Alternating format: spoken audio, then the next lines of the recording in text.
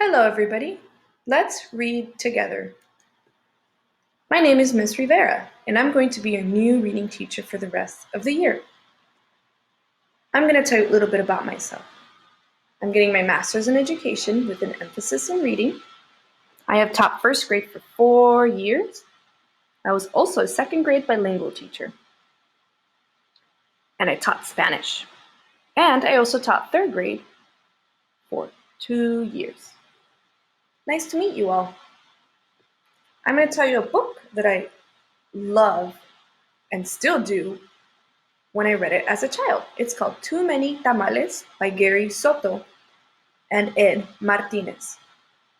The reason I love this book so much because it's full of student or kids who are clever. They are mischievous because they eat all of the tamales on accident. Has that ever happened to you? I've eaten a lot of tamales one time and it made my stomach hurt. It also makes me laugh and it reminds me of when I used to make tamales with my grandmother, except ours are wrapped in banana leaf and aluminum foil. They are from El Salvador. Have you ever tried those tamales from El Salvador? They're delicious. I recommend. And if you ever have any questions, here's my email and let's get started.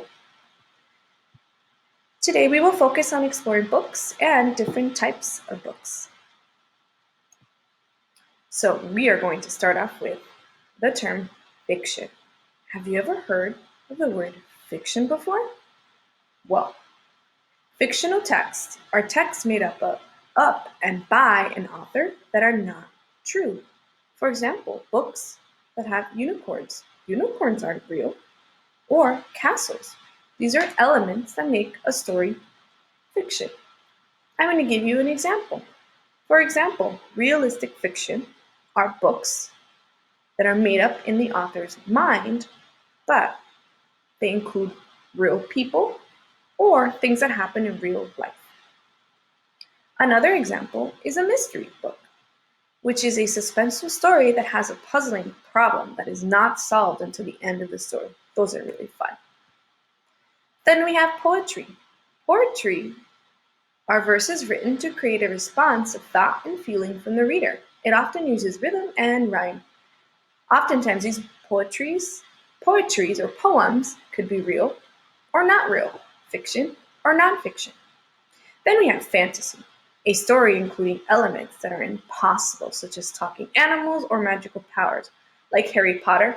Oh, I love those books. They include so much magic and they get me so engaged. Have you ever read a book about fantasy? Tell a friend. Now, I want you to think about your favorite book. Now sing it to someone around you. For example, one of my favorite books is Each Kindness by Jacqueline Woodson. So I'm going to sing it. Get ready. Each kindness. I know, my voice isn't that great, but you try it out. I'm going to give you some time. Okay. Then we're going to learn about nonfiction books. Nonfiction texts teach, inform, and explain real things. For example, butterflies are real things, and there are books that teach us about them. Also, books about Abraham Lincoln and things like apples. For example, genres of nonfiction texts could be autobiographies, where a text tells the facts about a person's life. It is written by him or herself. For example, I Am Malala is a book about Malala, and she writes the story herself. Then we have a biography, a text in which the author tells the facts about a real person's life. For example, Who is Sonia Sotomayor is written by Megan Stein and writes about Sonia Sotomayor. Then we have cookbooks. Have you ever used a cookbook? I sure have. A book that provides recipes and tips on how to bake or cook.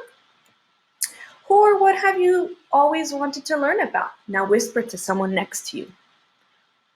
I've always wanted to learn about Congresswoman Alexandria Ocasio-Cortez, so I'm going to do some of my research.